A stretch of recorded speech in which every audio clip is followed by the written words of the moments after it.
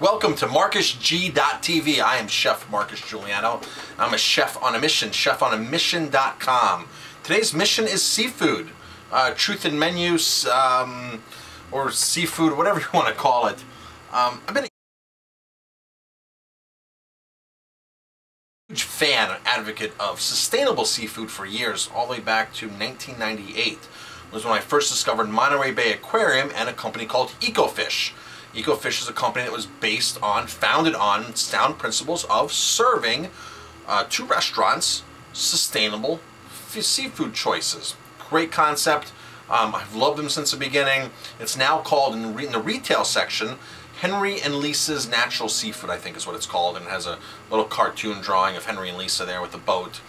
And they're great people. Really go out and support them. They've done a phenomenal job. They've educated hundreds, if not thousands, of chefs like myself on how to buy sustainable seafood and ensure a better ocean, a better future in our ocean for our grandkids and our children.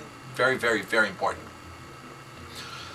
Wild Atlantic salmon has been in a spiral downhill for decades now. Has not been allowed to be commercially fished because there's simply not enough fish in the ocean.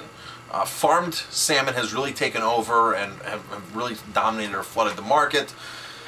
So with the dwindling, and there's a little controversy of, well, they're saying that we overfish the ocean, which is true to begin with, and then they're saying that the ocean farms, they're letting sea lice and other diseases out into the ocean, which is now killing off the natural fish that are out there. Some of the fish escape from the pens in the ocean because they're farmed in the bays and oceans, and these fish are competing for the same food that the wild Atlantic salmon are competing for, and at that point the farm salmon do not reproduce, so it's basically a done deal. The other fish are trying to reproduce and can't reproduce now, so it's a huge strain on the whole ecosystem of the Atlantic Ocean between us overfishing and between us doing farms is what's supposed to be happening out there.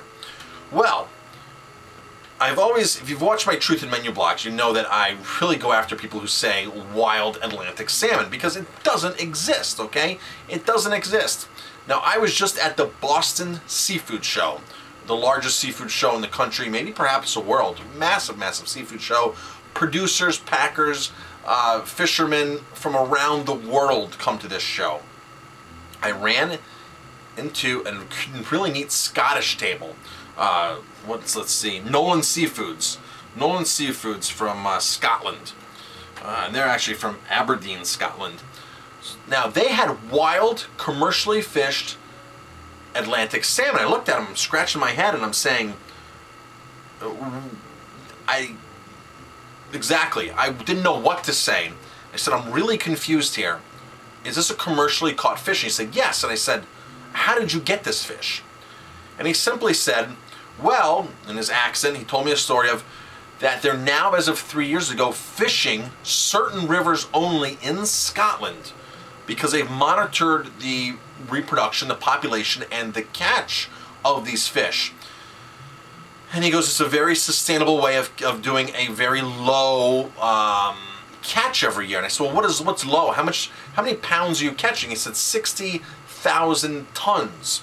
Now, 60,000 tons might sound a lot to you and me, but that's not a lot whatsoever, okay? I met a chef at a restaurant in Seattle who uses 40,000 pounds of wild salmon every year. In one restaurant, 40,000 pounds. So 60,000 or 120,000 pounds of salmon is not a lot of salmon, people. It's not a lot. Supposedly, here's the deal. There's a very small amount of families that have been grandfathered in from 30, 40, 50 years ago, 60 years ago, that are now allowed to fish these rivers again, but only in the mouth of the river, only after a certain amount of fish has spawned. And now what they do is they live bag the fish. It was really an interesting way he was talking about. They actually encompass the fish, live bag, and harvest the fish live, which of course is less stress. And he was really saying the fish do not die when we're catching them. The fish come up alive. Unlike certain netted fish, the fish get gill netted, where the fish go in, swim into the nets, and get stuck in the nets and try to swim back in the gills and sit there for hours and of course just suffocate and then of course just die. This was really an interesting conversation I had with the guy, because you really can't, first of all, it's not available in the US, so all those people that I've bashed on my blogs for serving wild Atlantic or wild Scottish salmon, The stuff is, they're trying to get an importer. And I started talking prices with them. The stuff is going to be about $25 to $30 a pound for fillets in the door to restaurants, which is extremely, extremely pricey. The last time I paid $33 for salmon fillets was when it came from the Yukon River several years ago. And that was FedExed in from Alaska. That's expensive, pricey stuff. So I don't really see a market for this really going anywhere unless it's a super spectacular fish that people can say. I'm sure people will bring it in and say, you know, we have one of the very few rare wild Scottish salmon or wild Atlantic salmon for that fact, because you don't commercially fish salmon in the Atlantic Ocean. They're out there, they're swimming up in Maine, they're swimming up, you know, in Scotland, they're doing it, but you don't, it's not a popular thing, and it was commercially banned for years. And when I went to speak to one of the other advocacy groups over there, because I wanted to make sure I was cross-checking my facts, so I went to one of the big advocacy groups that was set up at the thing, and they were like, that's impossible, you can't have it. And I said, that's what I thought it was impossible. And I told them the story, and they're like, oh, okay, 60,000 pounds, that's nothing, so maybe we can see that actually as a possibility. I said, go talk to them, find out, see what you can find out from them. But it says out there, wild Scottish salmon right on the guy's table. It was interesting because he showed me fillets, the guy, back and forth, and I picked out the wild one just like that. I was like, that's wild, that's wild, that's wild, that's farmed, that's farmed, that's farmed. He goes, you're absolutely right. You can tell the difference. You can really see the fat difference, the color difference of the fish. It's very apparent. If you look at the wild fish, you can see the fins are much bigger, the tail is much bigger, because the fish need bigger tails and bigger fins to actually swim and go up the stream, that they're going to do that. The farmed fish don't need this, so they don't have this. They've been engineered, or it's been they've gone through evolution where it's been weaned out, these bigger fins. They don't swim as much, which is one of the problems I have with farmed salmon. They're not swimmers. Salmon are meant to be very active, and when they go to spawn, they have to. That's a whole other video. But their fins are much bigger because they need to swim. So something that I learned at the Boston Seafood Show: there's a such thing as commercially caught wild Atlantic salmon. I won't be getting it. Chances are none of you guys will be getting it because it's a very, very low quantity, and it might just stay in Scotland, and I don't see us chefs paying 25 bucks a pound for fillets on this. The other thing is that it's only caught at a certain time of the year, so he said they're all frozen.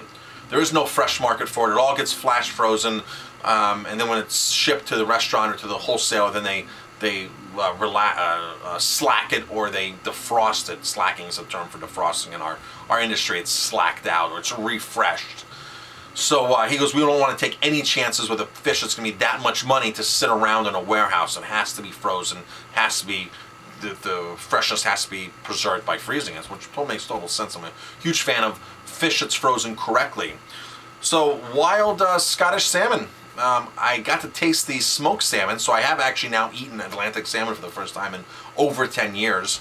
So that was a really neat treat. I had some wild Scottish salmon, smoked salmon. So I'm Chef Marcus Giuliano.